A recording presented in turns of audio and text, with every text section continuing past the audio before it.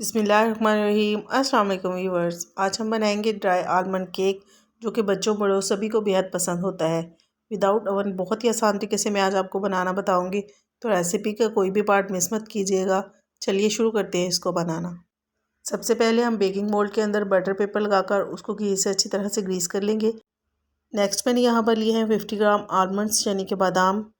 कुछ को मैंने सेंटर में से इस तरह से काट लिया है और बाकी जो आलमंड्स हैं उनको मैंने मोटा मोटा क्रश कर लिया है। इससे हम पैन को डेकोरेट कर लेंगे।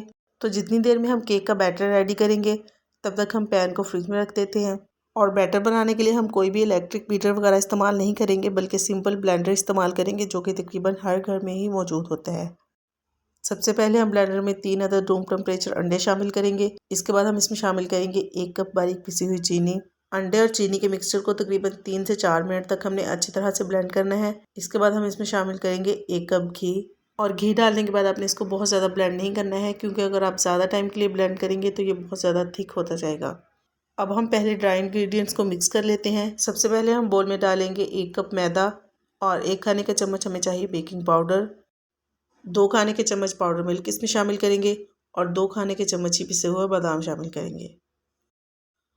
हाफ़ टी स्पून नमक शामिल करेंगे और इसको अच्छी तरह से मिक्स कर लेंगे। कम टाइम में बहुत ही मज़े का ये केक बनके रेडी होता है और इस आलमंड केक को आप टी टाइम स्नैक्स के तौर पर भी इस्तेमाल कर सकती हैं, क्योंकि ये केक चाय के साथ तो सभी को बेहद पसंद आता है। अंडे, चीनी और घी का जो मिक्सचर हमने रेडी किया था उसको हम मैदे में शामिल कर देंगे और इसको अच्छी तरह से मिक्स कर लेंगे।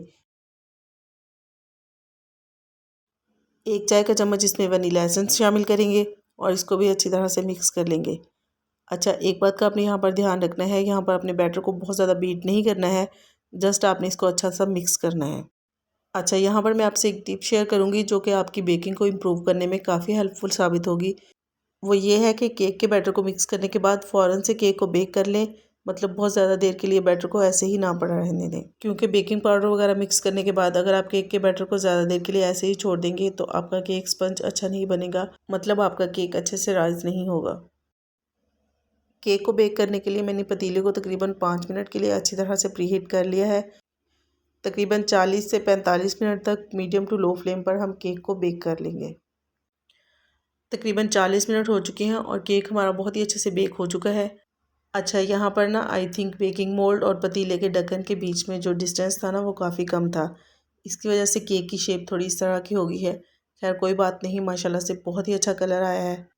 अच्छा, हमारे घर में ना आलमंड केक का कलर इस तरह से थोड़ा सा डार्क पसंद किया जाता है, तो इसलिए मैंने इसको ज़्यादा टाइम के लिए बेक किया है। लेकिन अगर आपको थोड़ा लाइट कलर पसंद है ना, तो आप इसको तकरीबन 30 से 35 मिनट के लिए बेक कर लें।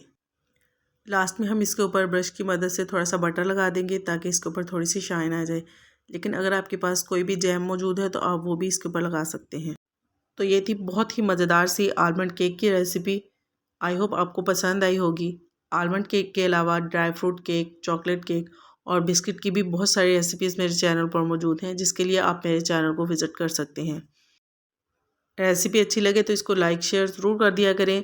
और अगर फर्स्ट टाइम चैनल को विज़िट कर रहे हैं तो आप लोगों से रिक्वेस्ट है कि काइंडली चैनल को सब्सक्राइब ज़रूर कर लें और साथ ही साथ बेल आइकॉन को भी प्रेस कर लें, ताकि आपको मेरी हर नई आने वाली वीडियो का नोटिफिकेशन सबसे पहले मिले। तो फिर मिलते हैं इंशाल्लाह बहुत जल्द एक नई रेसिपी के साथ। अपना बहुत सारा ख्याल रखिएगा और मुझे दुआ में ज़रूर याद रखिएगा। अल्लाह हाफिज़।